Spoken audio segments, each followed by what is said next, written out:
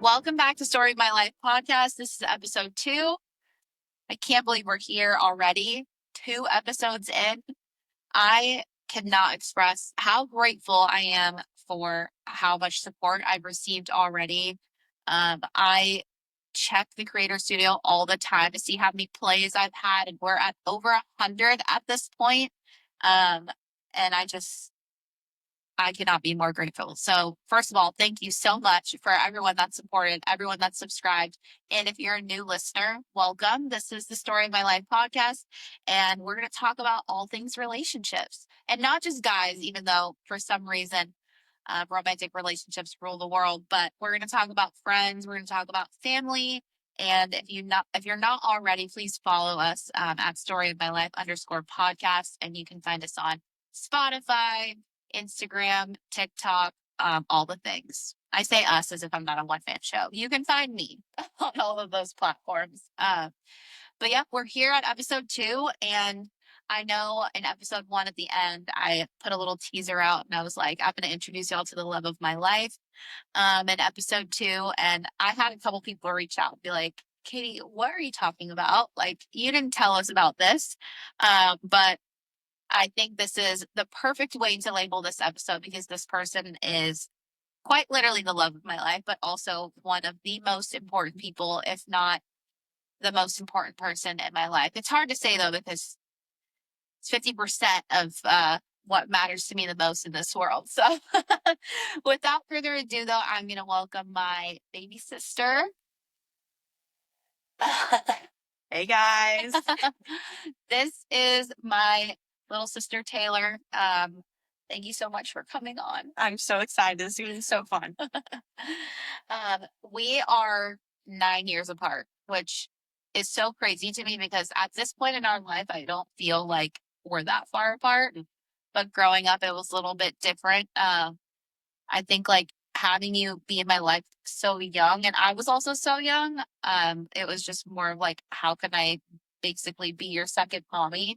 And now I kind of feel the exact same way, because we're in this phase that we're adults now, but we can also be sisters, and we can still be really close, and we're like best friends at the same time. So um it is a little bit of a different dynamic, but it's so fun to have you like be able to like do things with me. And like, I talked to you about the craziest stuff, and we're going to kind of talk about that a little bit today. But anyways, this is my baby sister. And I know I gave you guys a little bit of a background on me in the first episode, but as a reminder, I was born in Guam, but raised in San Diego. And Taylor came into my life when I was about 9 years old.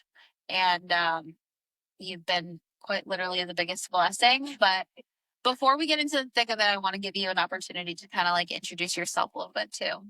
Well, my name's Taylor. I'm obviously Katie's baby sister. We are 9 years apart. I'm 19. I go to the University of Alabama. I played soccer there. Recently stopped that journey, but it's been awesome. That experience was amazing. I have 1 year left of college, so I'm going back to Alabama here soon.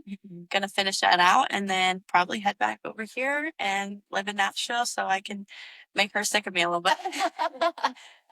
The only thing that makes me sick of you is us not having enough room for all of our crap. But I'm just like, literally. No, I think this is such a special time. She's been literally just like heads down in soccer her whole life, and she made an incredible accomplishment by getting a full ride scholarship to one of the most prestigious athletic schools. And you know, things change and life changes, and thank you to God for putting us in the same place, because we haven't had this opportunity. Like we haven't Never. been able to be in the same environment, especially like at this phase in our life. I agree. We never have really had an experience or time to just hang out and talk about adult things, and it's been awesome, and it's been so fun. It has been so fun. I mean, I've been here for 6 months. I moved to Nashville in January, and it's been like such an incredible blessing to like have to start over again, but also have like my closest person here at the same time. And you're in a sense kind of starting over too, like a lot of life things, but also some relationship stuff that we will get into that. we will be talking about that. But I just like I have so many memories of when you were just like this little baby. And I remember like literally just trying to be like your second mother. Like I basically was treating her like she was like my little baby doll. And there was some really crucial moments that I won't never forget, that have always just made me feel like I need to keep you close and protect you. And it's just like those small things, like you looking up to me, watching me do my makeup in the bathroom, or like things that I've seen you pick up on, or like interests and things like that that I've obviously been an influence to. So I just hope and pray that I continue to be able to do that for you. But being able to like welcome her in, and she's kind of staying at my apartment, and our older sister's like going back and forth a little bit. I'm living the homeless life here. It's rough out here. But she's been like getting to like have her freedom too, and for so many different reasons. But I think like you are in such a unique season of your life that I guess we're in a sense kind of similar. Outside of you like breaking up your relationship with soccer and just kind of like choosing what you're going to do for the rest of your life. I know you were in a longer term relationship that ended as well. So we're both newly single, and although we're 9 years apart, you would think our conversations You would think we're the same age. you would think we're 9 months apart. Literally. Mom would have been getting busy. No, but it's been so fun because now I can yap to you, and like, I don't feel like uncomfortable. I mean, we're still trying to navigate through some of the conversations, but like We're getting there. yeah, we're getting there. But it's been so nice to be able to like, hey, just feel like I have a support system, and I can be there for you during this time too. But like we're just growing an even deeper bond, I would say. I agree. And I'm getting to see you in this like new phase where you're becoming an adult and have a job and Crazy. friends and in a new city. Yeah. I will definitely miss you when you leave, but I know you're going to come back. So. Oh, I'll be back. Cannot get rid of me. But back to the main reason why we're here. I mean, we could talk about tangents. We could go on one tangents. We could, if unfiltered, no cuts, we would be here for 24 hours straight. Yeah. Literally. I mean, that's what we do. Yeah. 24 hours. All day. Unless you don't answer your phone, but just kidding. Same with me. Literally. The exact same. But because this is a relationship podcast, we can get into a lot of things. Like I'm sure like you'll come back on and we'll talk about family, we'll talk about friends and things like that. We both have had some intense experiences in both areas, and having the same family, who can relate more? Literally. But we can just dive into the bullshit, because in episode 1 I told y'all like what's more fun than just talking about all the bullshit. So I'm going to give you a chance to explain like why you're in this new season of life, and kind of like tell us what the hell happened. All right. This is a loaded question, but I'll just start with I was in almost about a 2-year relationship. Met him at school, actually. And preface this with saying, as Katie said last episode, this is not a shit talking session. This is nothing. This is just how my experience panned out and how I feel about it. And that's that. But I want to say first red flag is we met at a bar. So let's let facts be facts, actually. But before we continue, I just want to say like you can meet a good person at a bar. I have people have met you, and that exactly. I knew for at the bar. So like, don't even try to say there's good people at the bar. However, you know when someone's a walking red flag. Yes. Continue. Yes. So we met and we kind of consistently just talked, and we were longish distance, about 4 hours apart. And since we met, it was just kind of, it flowed, and we kind of just never stopped hanging out. We rushed into things pretty quickly, I would say. I think we started dating less than a month into us talking. And there were a lot of things that led to why we were not together. One of the first things would be just the first night of us dating. There was already some some things that I was like, oh man, I don't like that. Yeah. So did start off on a great note, and like there was good experiences for sure, but I feel like you can relate when there's so many negative things for such a long period of time, you kind of just forget all the good things. Honestly, I feel like they Yeah. kind of just, most of them go out the window, and it's hard to remember like when you were really happy. Yeah. That's really unfortunate when those pages start to turn that way too. It's like, I feel like, okay, well, this incredible chapter that we had is the reason why we're together. And now I'm starting to like get to the thick of it. And you're like, okay, this is not why we started this. But we were talking about this earlier, actually. Infatuation and like actually getting a chance to know somebody, there isn't a fine line between that at all. Yeah, not Like you can like, I can definitely relate to this. Every relationship that I've had, we've jumped right in. There's been no path of like, let's try to get to know each other. Let's be friends. Let's go on dates. What dating? Never. It was just like, boom, let's get in it. And granted, like it was COVID when my last one started. So like there wasn't really a lot of room for that. But that's just kind of how things have gone. And obviously they haven't worked out because infatuation doesn't leave a lot of room for you to understand who this person is. And then you start to see it. You're like, oh, Yeah, I don't like this. I agree. Infatuation definitely wears off, and it's not sustainable, and it's not long lasting at all. And I think that goes for both sides. Like, Yeah. if somebody comes in and they're so infatuated with you, love bombing, call it what you want, but it's like, that's not what it's actually going to be like. Yeah. Most of the time. Like, that's not really how it's going to pan out. So it's hard. Like you said, there's not a fine line. It's once you kind of go through it, I feel like you pick up on when it's happening.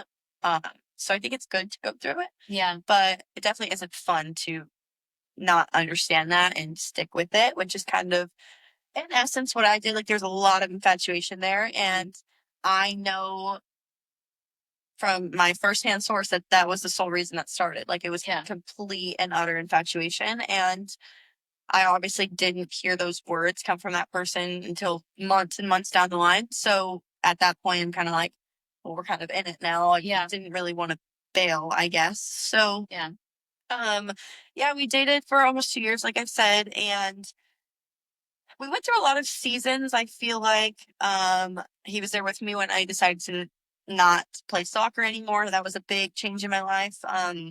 He's doing his athletic journey, and that's great. And it was just, we never really aligned on certain values, and I think that's a big thing that we can't you can't really later down the line compromise on certain like values that you hold within yourself. And you also can't really teach somebody who doesn't want to learn. First of all, you don't want to teach somebody in general. Like, you don't want to teach a boy how to be a boyfriend. It's not fun. It doesn't work. It's Don't do it. Yeah. Don't do it. Otherwise there'd be a service like Build a Man. Exactly. Yeah. Which, can we get one of those? For real. No, but I think it's important, like, to know, like, there has to be some accountability on both ends because obviously we play a part in these relationships. 100%.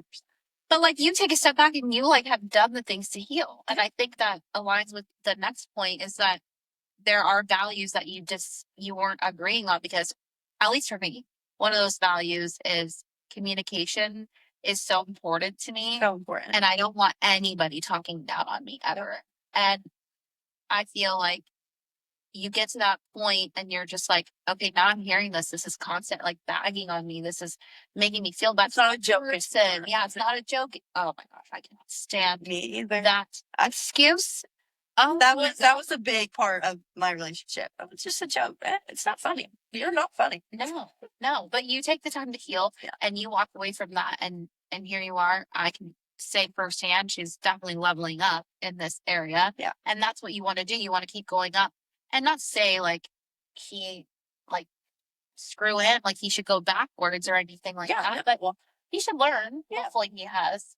I think that no matter anybody that's not in my life anymore, doesn't really matter what they did. I'm just the kind of person to where I'm like, I really truly hope that they are all doing amazing. Like, I hope I know what he wants to do with his life for the most part, and I know where he wants to be in 10 years. Like, I I probably know that more than he knows that. Right. I can see that in him. And I want him to accomplish that. Like, there's no hard feelings. There's no ill. Like, that doesn't do me justice. And at this point, I'm serving myself. Like, I'm not here to serve you anymore. Right. It wouldn't serve me. So it doesn't make sense. There's no reason for me to do it. But it was definitely a season and a relationship of learning for me. I learned a lot of what I do not want in a partner, things that I will never compromise on again. Signs that I should probably pick up on a lot sooner and not really kind of just let myself be walked all over, I guess.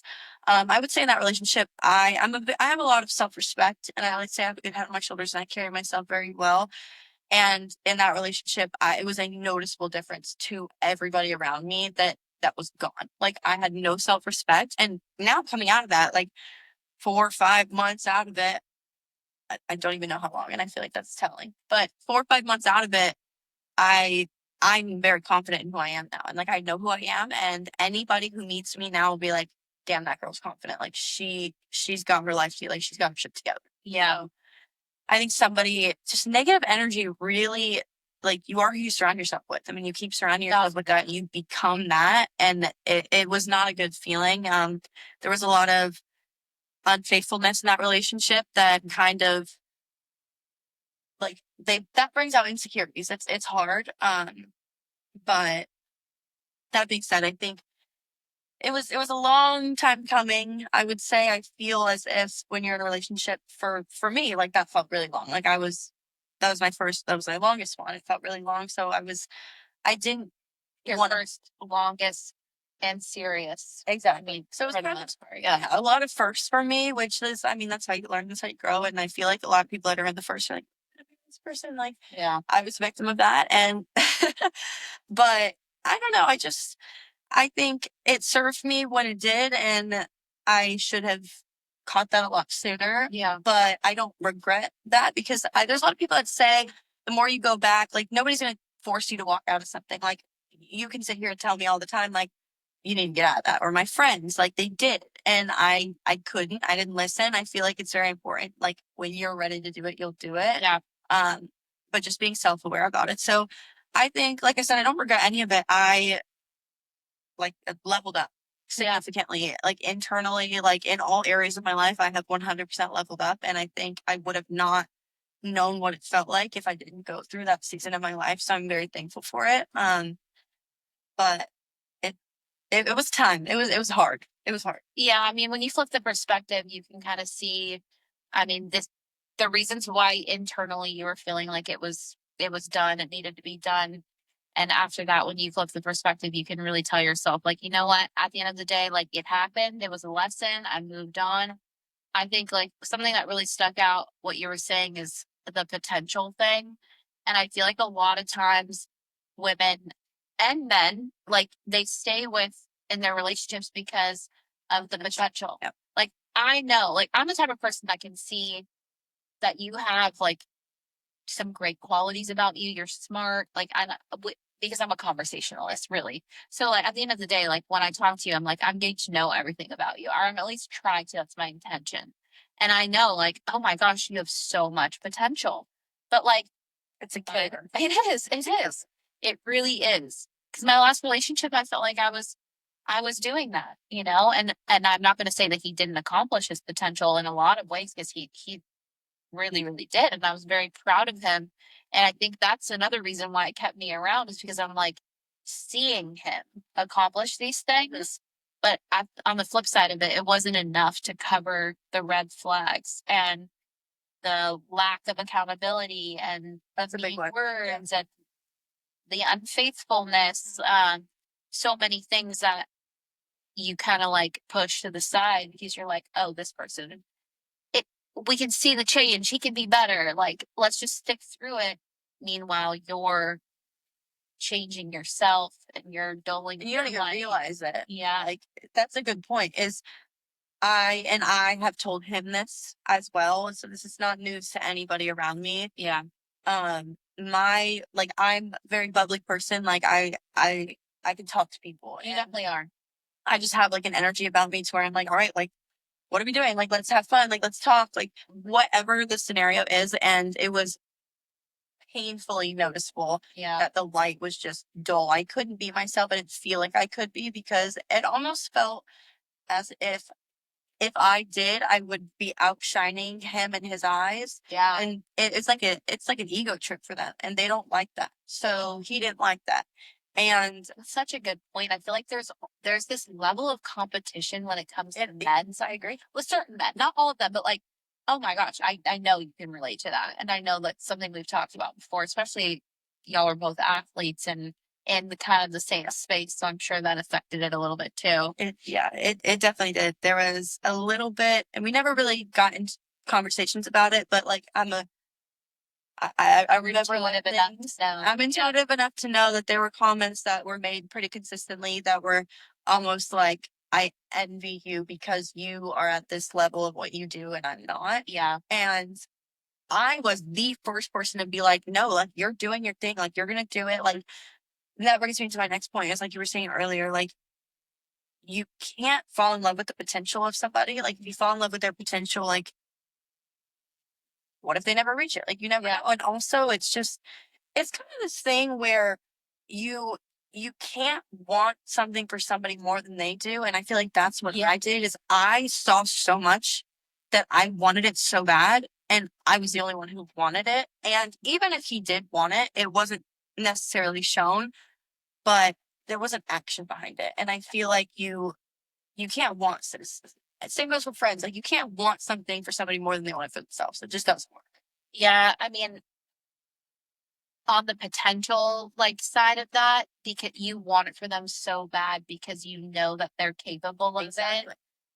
But sometimes I've had to take a step back on an individual level and say, am I being toxic in this area? Because I am like pressing on you and I'm harping on you that X, Y, and Z could happen if you did X, Y, and Z. You know what I mean? And I like had to consciously take a step back and be like, maybe this is just not who they are, and I have to accept that. You know, I think at the end of my relationship is when I realized, like, no matter what I wanted for him, no matter what I wanted to happen to him, if he wasn't going to apply the action, then it's never going to happen. So if I'm creating this fantasy in my mind all the time, like, this is where we're going to be, this is where we could end up, this is the potential of our life and our relationship, and those things aren't being fulfilled, I have to take a step back too and be like, you know what? This is the reality of your situation, is that it's not going to happen. As much as you love the person and you want to be with them and you want to trust in them, you can't change somebody. You can't lead a man to anything that they don't want. You can't lead a woman into that direction either. I also don't think that you should really want to, which I've been a victim of too. Like, looking back, like, I don't ever want to have to, like, tell a man what to do, how to treat me, how to live their life, because the person that's for me, like, you're gonna know. Like, I'm not gonna have to tell you to go to the store and buy me flowers. I'm not gonna have to tell you to do gestures. Like, I'm not gonna have to tell you things. It's just kind of like, just know. The flower thing is like such a trigger for me, because I remember one time I said that. I was listening to this other podcast and it was like, in the whole, like, if you wanted to, you would thing. And it applies on both sides. Like, if I wanted to, I would. I know that. Like, if the only time I feel like it's applicable is if when you actually say something and you're like, this is what I want. So I come to you and I say, hey, I want you to buy me flowers. And your response is, okay, I hear you, I'll do that. And it never happens. Then I feel like you can apply that whole, like, if you wanted to, you would. But then there's another side to this where I'm like, hey, I want flowers. And this is the response that I get. Why would I buy you flowers when they die? So just tell me the same way. Are we looking the same way? Because, whoa. Like, what's that group chat? Did we take the same? No, it's so real though. It really is. And it's also like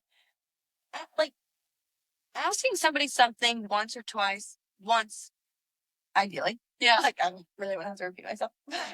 Once is like, okay, like, especially early on. Yeah. You're figuring out what other people like. So those are conversations you have. Communication. It's effective. It works. It works. Try it. But like for real, everything you do loses its meaning once you have to keep asking for it. It loses every ounce of it doesn't hold any value anymore. And I was a victim of that in my relationship. Like finally would happen or things would happen and I just was like, cool. Like I got you 50 times and like I don't really care. I don't really want it. Like I don't care. It's just it's it's like telling a child to put a toy away and they don't listen and it starts to get really frustrating. And I'm like, I just want to play good time out. That's such a good comparison. It is like talking to a child. It's a toddler. There is a scientific fact that men, their brains are 5 years behind us. Any man you date, knock 5 years up there. Considering I'm almost 30, that's sickening. Oh my gosh, I'm going to date 35-year-old. I don't know. Age is a construct. I'm telling you right now. Because like this dating shit it's rough out here. It's rough out here.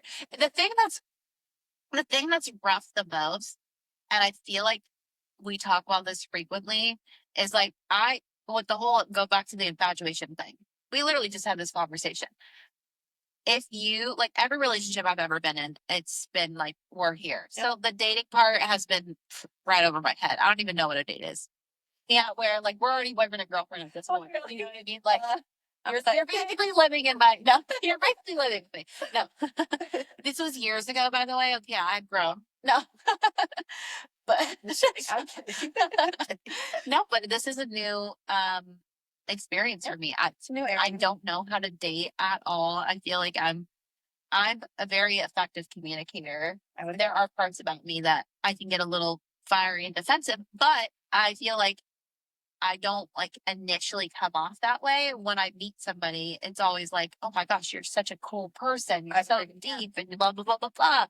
Let me get to know you. I want to date. And we'll talk about more of these stories in some future episodes, but we had a lot to unpack. Just a quick plug though on my dating experience. When you're like getting to know somebody, it's like really what you're doing. Like you're sitting there and you're like, oh, I'm hearing it. I'm seeing it. I'm clocking everything. Everything. The egg, quick. You know what's funny about that though? And I always see things like this is it's so crazy because if I meet a guy and he does something I don't like, pretty quickly I'm gonna be like, all right, done. The switch is already turned on. It's over. I'm sorry. But then on the flip side, when I'm in a relationship, I'm like, keep the red flags coming. Yeah. Like, I'm like, what? They right. Literally. Oh, we're already together. So it doesn't make sense because really, what's the label science? Like, there's no, like, I'm sorry. It doesn't make sense. It's not, it doesn't make the label. It's got to be the label because if you're hanging out consistently and there's no label, there's significantly less pressure on it. And there's you're like, you're my boyfriend. I'm your girlfriend. But what is this like idea of the fact that everybody that you experience a date with, like you have to like, let's start talking about marriage in the next 3 dates that we have or whatever. Not everybody's meant to get married. Like, how do you have that conversation? Where do you think this is going? And then next thing you know, you're with an overthinking person who's, going 5 years down the road and mentally, and you're like, kick back. Literally, you're not even letting yourself enjoy what's now because you're so worried about what's gonna be, and it just it's a vibe killer. Like, stop. It's such a vibe. Stop. Like I can think I'm an emotional person, but like there's a line. Yeah. Like, sometimes I'll sit with myself and be like, all right, Taylor, like you're being stupid. So yeah, it's just life is not that serious. No, it really isn't. It isn't. It really isn't. And when you think about it, you're just like trying to find all this reasoning. Like this is something oh my gosh, this is so annoying to me. But I oh, I hate when I do this. And I hate when I'm sitting with my girls and we're doing this. We're like, this has to be what he's thinking. This has to be what he's doing. You know, right? Oh yeah. I'm like, why the fuck am I writing his storyline? Like, why? That's a good point. You know what I mean? Like, because you would never let somebody else write yours. No. And I'm also like, why am I trying to make myself feel better about his stupid ass actions? Because like that just, I have had to like literally stop the conversation and be like, why are we finishing his sentences for him? Like, we don't know what he's doing or what he's thinking, or if he's not texting you back, it's because he doesn't want to. Like, I'm sorry. Don't tell me right now that you're not on your phone. Like, who are you? The president of the United States? Like, please give me a break. Like, you're on your damn phone. And I'm over here like, he must be busy working. Everything's fine 3 days later. He must be still working. He must have been on time. He must have been tired after. Like,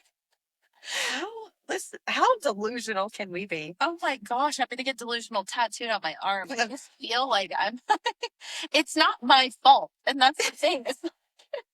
I have guy friends that I have these conversations with, and I feel like I get constantly validated. Like, it's not you, Katie, it's him. And I'm like, all right, we're cool. I'm just stick with it. I got this, run, you know? And then I go home and I sit in my dark shadow and I'm like, it is me. I'm the problem. But I feel I feel like back to why this era between you and I is so fun. It's just like because we're kind of doing the same thing in different ways. Obviously, like her time is like way different than mine, but Way different. way different. But So a game can respect games. no. That's fact. No, I respect your game. I respect your heart. I also believe you and I look similar, so I just feel like the power is in one. No, um,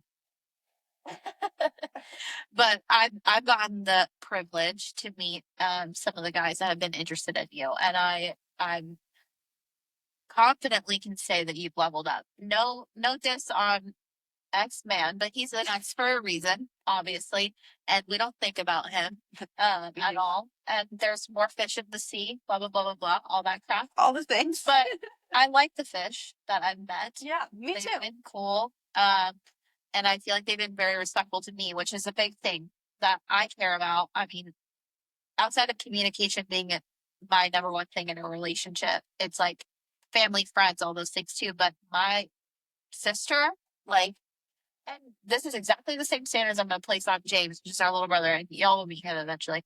But he's different because he's a boy and it's going to be a girl, and like that dynamics. That dynamic's so weird.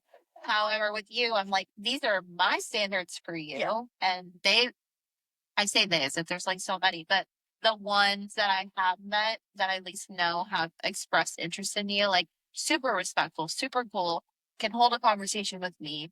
And I really like that. Yeah. I think that goes along with kind of my past experience and knowing for certain what I do not want. Yeah. So I honestly, like, back to the energy thing, is like I haven't attracted guys like that since. Yeah.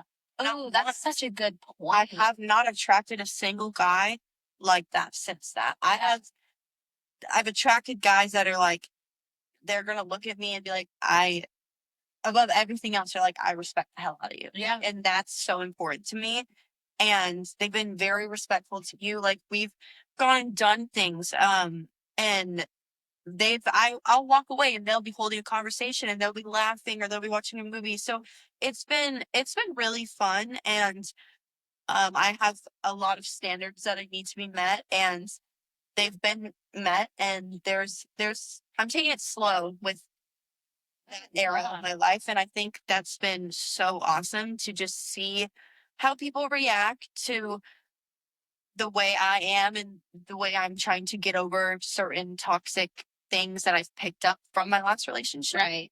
Yeah. And I think it's very important to be open and honest about that, which I have done. I've been like, look, like, I picked this up from this person, Yeah. and we're gonna get rid of it, but I'm just letting you know. So I just think, like you said, communication is key. Mhm. But she's right. The guys have been of really, really high stature. They've been really good people, like, to their core. So yeah, the energy that you put off is so important. so important. As a woman, I feel like being able to show like your standards with it being unspoken is so powerful. It really So is. powerful. I mean, I feel the same way. Like, obviously, the guys that I were dating aren't here anymore, but I've gotten similar feedback. And I think it's like the way that you hold yourself is going to be exactly the type of environment and people that are going to come around you. 100%. It's been super important for me after this last breakup to really sit back and reflect on the toxic traits that I've picked up and what I brought to the table that was probably not so healthy, and also fall into the ones that the traits that I have, like, that were healthy. Yeah. And I think it's like, I don't know, I'm such an energy person. I always have been. And I think it goes hand in hand with us. We're super emotional human beings and wear our heart on our sleeves. And if I can find this amount of significant relationships in my life, when it comes to friends, when it comes to having a relationship with my family, especially being this close with you, like, there's no doubt in my mind that there is a man out there that is going to, like, take care of me the way that I deserve. 100%. I always like, and I think I told you this the other day. There's no way you are the way you are and you care about people the way you care about people and you wear your heart on your sleeve. There's no way that God would make you that way to not have somebody who can match that and make that more than what it is instead of making it less than. There's no way that there's not that person. I just refuse to believe that, like, there's that you're not the way you are by accident. Yeah, I mean, you are one of one. Exactly. Until you walk around and you're like, you know what? I am one of one. Yeah. And I don't deserve this. You don't deserve this. We don't need to be having this kind of toxic relationship. We don't need to be going in circles and spiraling. And even with friends too. It's like, Especially friends. yeah, I mean, it's a privilege. Yeah. Like, to have such a close relationship with a chosen friend, like, especially ones that, like, just come into your life out of nowhere and you just have that instantaneous bond. I mean, some could argue that there's an element of infatuation there too. But, like, my friends show up for me. They come through, they pull through, and I really haven't had a lot of issues in my adult life with friends. I mean, granted, there have been a couple that I'm like, my energy is just, we're not matching. Yeah. That's okay. I can be peaceful around you. And That's the same thing with guys. So, like, if something doesn't work out friendship wise too, that, like, yeah, people move on, people grow. Like, it's just not everybody you meet's meant to be in your life forever. And I think once you kind of just realize that, yeah, it makes it a lot easier to kind of let people go. And, like, if somebody wants to walk out, bye. Don't let the door hit you on the way out. oh my gosh, if you're leaving, like, you're okay. And this is something that I've had a really hard time with, uh, because I definitely have a fear of abandonment. I think that's something that I really need to work on, with myself, with God, and therapy, all these things. And having a fear of abandonment is so difficult because you really think that no matter who comes into your life, they're just going to go. Yeah. And it's almost like you're just waiting for that moment. Like, what am I doing wrong? What am I going to do wrong? And it's really not healthy. It's self-sabotage. It is. It's self sabotage. It really is. But on the flip side of that, if you are going to get up and leave intentionally, okay, like, I can't do anything about that. I'm not going to chase you down. And same thing goes for me. If I make that cognitive choice that I don't want this for me anymore, stand on that. Exactly. Which I have, obviously, as we've talked about, like, I haven't stood on that in the past, and now I'm like, there's a reason people stand on it, and if you walk out of my life, you better be damn sure you don't want to come back, because that door will not be open. No. By no means will it be open. I've done it, leaving it open, and here we are talking about the past. So leave the past in the past. If you want to leave, fine. Yeah.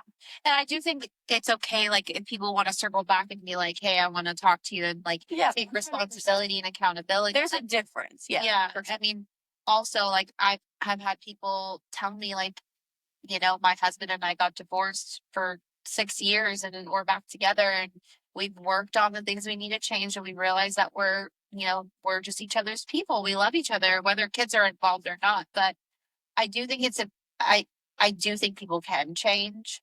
And I think there's enough grace in this world that we should leave that room for people to be able to change, but we can't make them change though. no, we can't. And that's like the biggest takeaway. It's like you can't the potential, you can't change somebody if they don't want to be, you can't, make them live up to what you think is gonna happen or for your life or anything like that.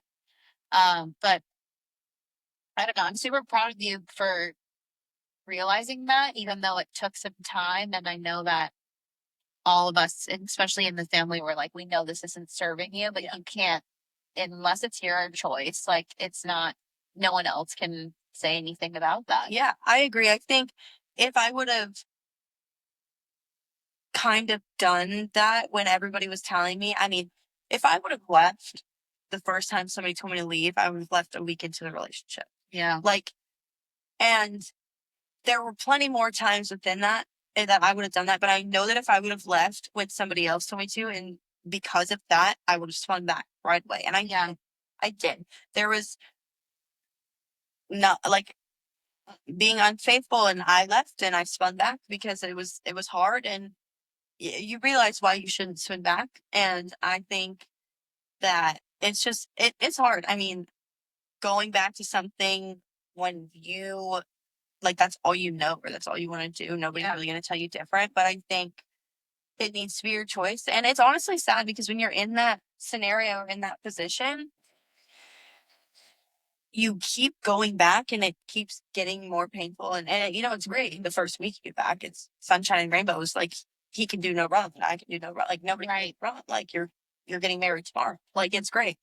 But I would say it really is killer because the last 2-3 months of my relationship, I was checked out. And it was aware. It was noticeable. And towards the end, he even would say something about it. I'm just like, how do I tell you that you've hurt me so many times that I don't care anymore. Like, I don't, it checks you out. So, Yeah, I can definitely relate to that. I mean, I think he knew in the last 2 weeks that something was about to change because honestly, like, I try to keep my energy pretty consistent, even if and something was I think you did a good job of that. Yeah, I'd like to think so. I think you did. But I was plotting, trying to figure out You can only, how I could get out of the situation without you can, hurting myself and him, and you know what I mean? Like, it was really tough, but yeah, you really can only pretend so much. And unfortunately, especially in your scenario, and even like when I would go visit him or he would come visit me, it's like, how do you make it seem like you want to be here when you're laying in bed next to somebody and you're like, I do not want to be next to oh you. gosh, that's the hardest thing ever. Like, how do you, it's like, you can't speak it.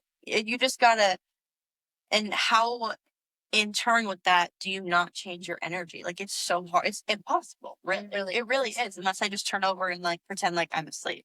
Like, that's the saddest thing. it's so sad to be going through. It's like, because something in your heart is like, I still genuinely love and care about this person. And you're like, I want to be here for you and I don't want to hurt you. I don't want to hurt myself. And there's just this weird tie, but I can remember so many nights when I was just like, I can hate my life and I want to get out of here so bad. Yeah.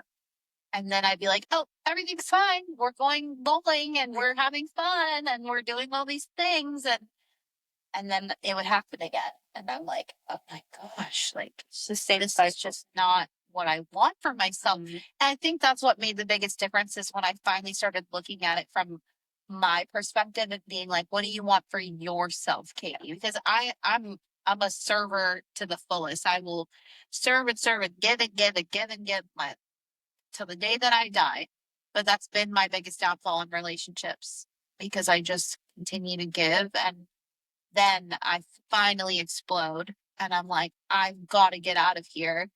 And I don't mean to burn a bridge, but that's the only way for me to leave and feel okay with it.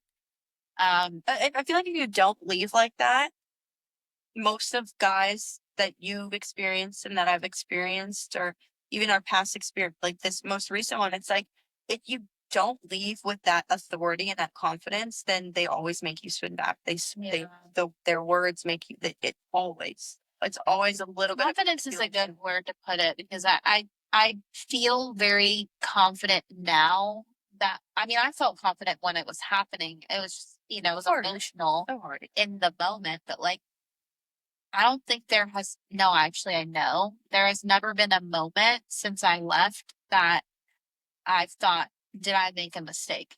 Me either. And that is like, that is so telling in so many ways. So sad. It's so telling. It's so sad because you were with this person for so many, I mean, years and experience. I mean, I was almost going to marry this person, Yeah. you know, and I'm like,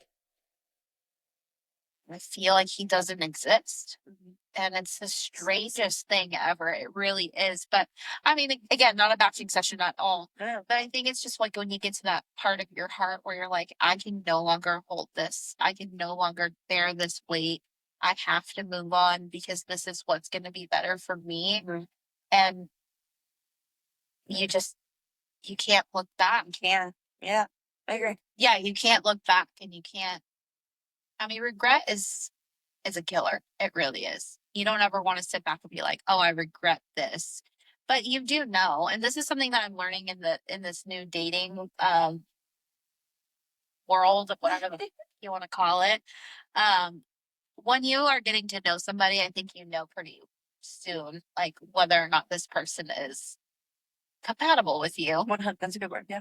There are a lot of things I don't understand still in that area because I'm the type of person that I feel like I can get along with mostly anybody. But there's something about me personally that like I feel it's not even like a gut feeling. It's just like a soul feeling. Yeah. You know? I feel like that's the best way I can describe it.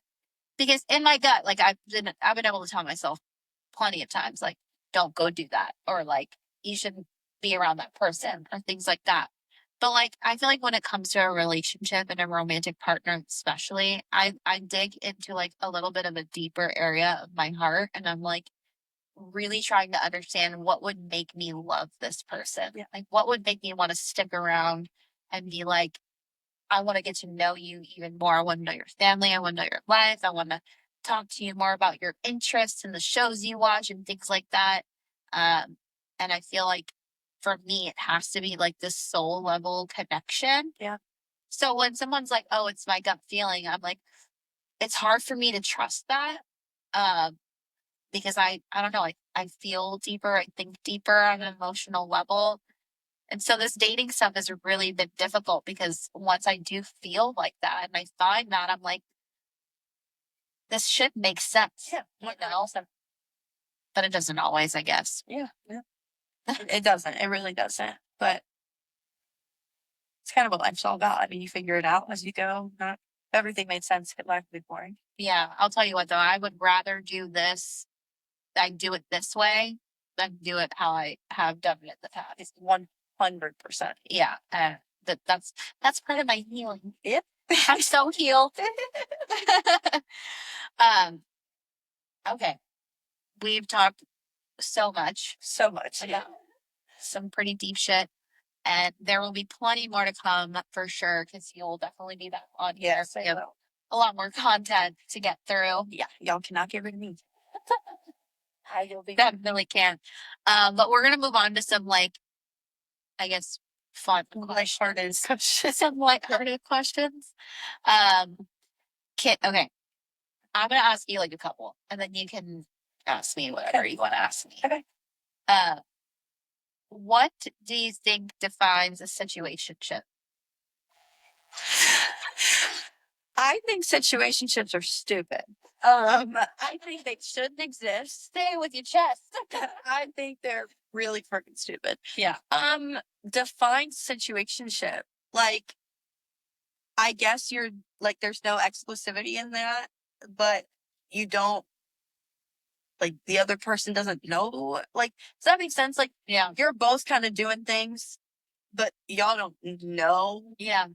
Like, you know, but you don't, like, you don't know. So, and I feel like it's just like y'all hang out, y'all go on dates, but there's a reason it's a situationship and not your boyfriend or girlfriend. Yeah. And if we need to label it situationship, we have a problem. Yeah, exactly. Because you're you're either exclusively talking and you're like looking to date and that's the goal. A situation, like literally who came up with that? I think it's so stupid. I think, no, find a new person. Yeah. No, seriously. Because it's not going to amount to anything. It'll amount to hurt, Exactly. confusion. Like amounts to nothing of value, nothing of substance that you want. Something that I want to get across right now, if you're not dating with intention, then why are you dating? Just don't waste anyone's time. You're also wasting your own time. You're wasting your own time. I mean, you want to get to know people, and that's okay. Like, you meet somebody out at a bar. Okay, let's get to know each other. We go on a date. Okay, I like this. Let's keep going on. Whatever. But, like, the concept of knowing full well in your mind that you don't want to actually, like, pursue something long term, just stop. Like, just stop it in your tracks, because you can't have your cake and eat it too. And if you're trying to, I'm sorry, that's gross. I think that's gross too, and I think most of those people do that because they're not healed from something, nor do they want to take the time to heal. So they fill it with people and people and people and people. And yeah, spoiler alert, it never works. It's not going to work. You're going to feel more empty than you ever have if that's how you heal. That's not healing. So considering my ex just called me and said he's dealing with a toxic relationship that he got into 2 months after we separated from their engagement. From our engagement, yeah. It doesn't work. No, it doesn't work, and no. I could say the same about my past. I'm do your thing. I know it's not fun with that, sweetie. I know I am so confident that it's not going to work. Then I'm like, if you want to do that, by all means. Yeah, no, for sure. Honestly, I feel the right way. You can do what you want. Exactly. I feel like I know kind of right off the bat too. Like, I know whether or not I'm interested in you like that. So, like, I'm not going to continue to spend my time if I don't see something. Honestly, like, within the first couple interactions. I mean, things can grow, but things can definitely grow for sure. I mean, friendships are part of that too. Like, a lot of times girls will always say, I want to have a friend before, or guys will say that too. I want to have a friend before. And it's like, well, let's be honest. You don't really have a guy-girl friendship unless there's some sort of level of attraction there, and it might come out, it might not. But all I'm saying is just don't waste somebody's time. Like, if there's not intention behind it. And if you really do want a situationship, like, okay, have fun with that. But, like, don't come bed to me. Yeah. Like, what's the definition here? Like, let me know. No, seriously. No, yeah. No situationships here. I think they're stupid. I don't think that word should exist. Yeah, no, it shouldn't. Okay, what are, like, 2 icks? I don't know if this would be an ick, but if you are around me and you're a certain way, like to your core, not like when we're like hanging out one-on-one, like obviously that's different, but and the switch up with your friends, I'm like, I have never been icked out more in my life than when a man does that. Oh, yeah. When you completely switch who you are, you appeal to who you're around, you become who you're around, and I'm like, yeah, literally gives me full body chills. I want to vomit. Gross. No, thank you. Yeah. Next. No. Because you can really tell a lot about someone by their environment. And you are who you surround yourself with. 110%. There is no exception. Yeah. And then you switch up. And I'm like, okay, well, that's all I needed to know. So thank you. I can confidently say, like, obviously, like, in my past, I believed in people and, like, I believed in him. And I was like, okay, like, those people aren't the best to surround yourself with for what I want this relationship to become and for what you should also want it to become. Yeah.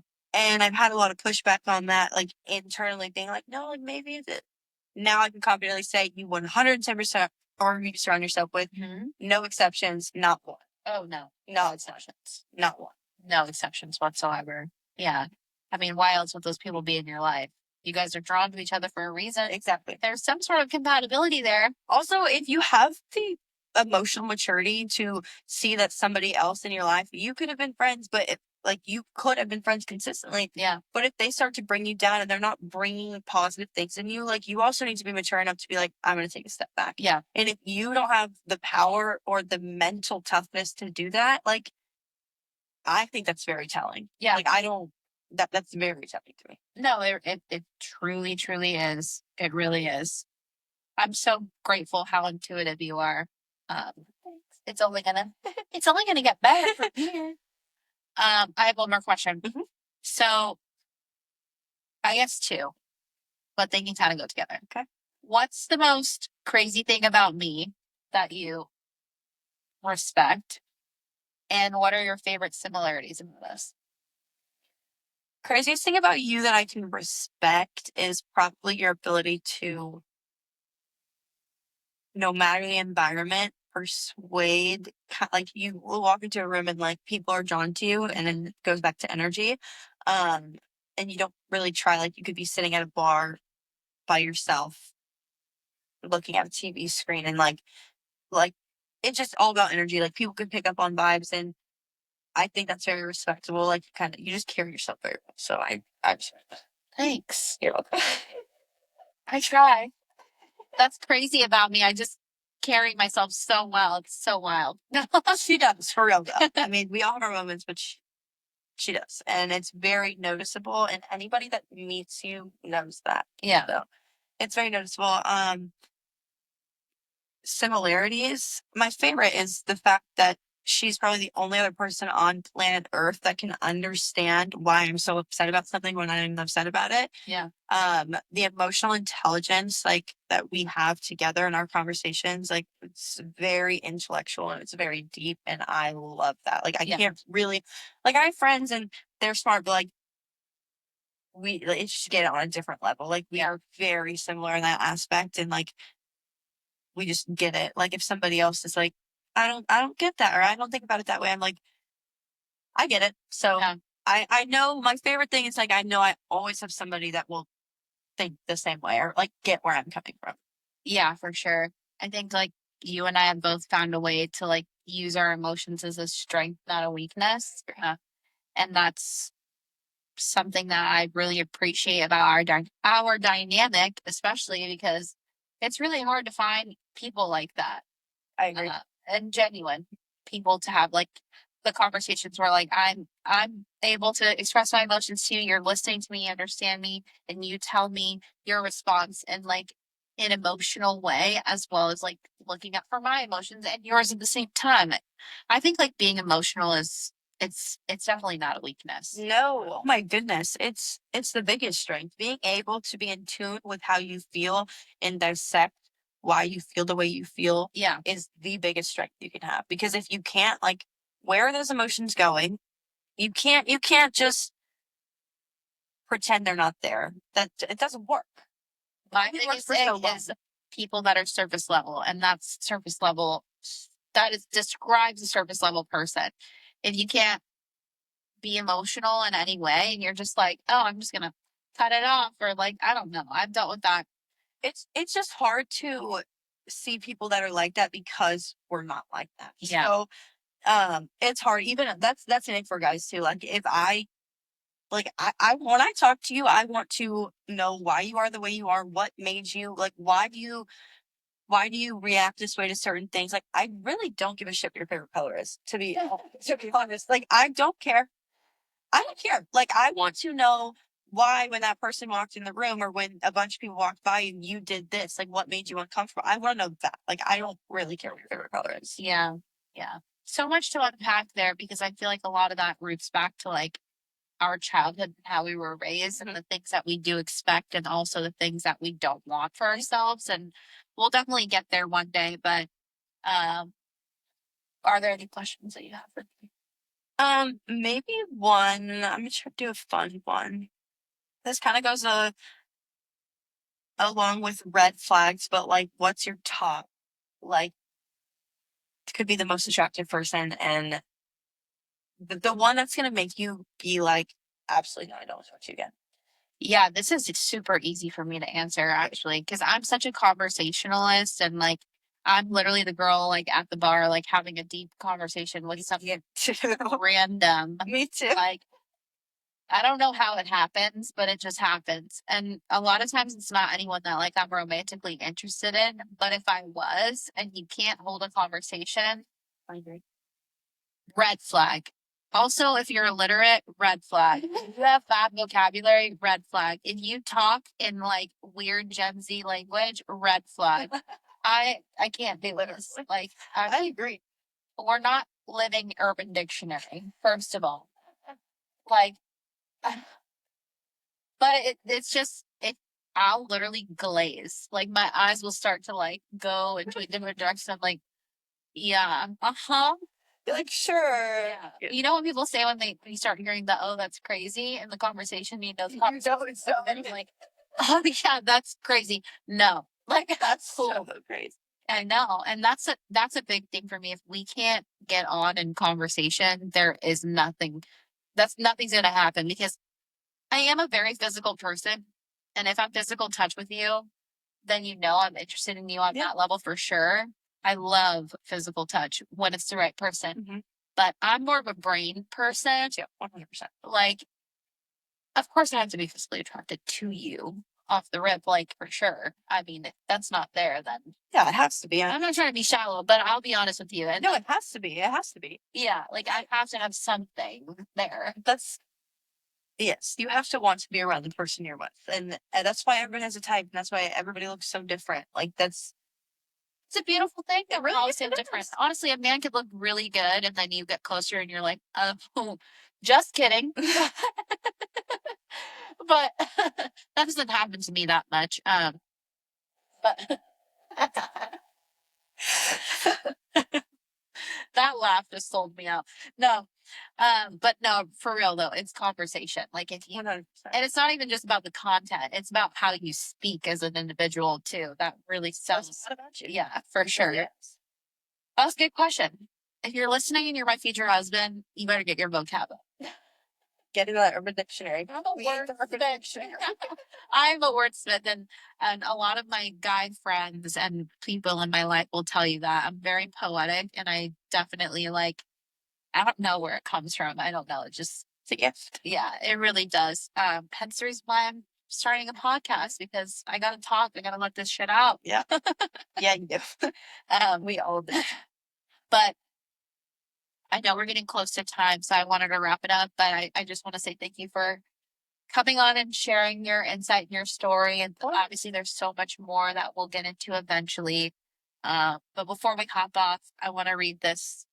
This is what you sent me on Instagram.